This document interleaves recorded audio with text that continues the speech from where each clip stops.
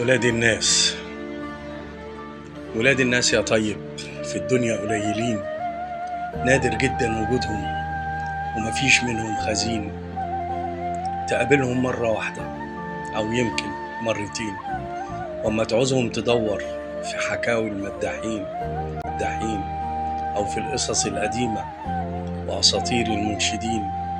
وإن ما قابلتش فعادي، ياما زيك محرومين ما شافوش غير الزبالة وولاد المجرمين، من أصناف الحثالة بالزور كده محسوبين.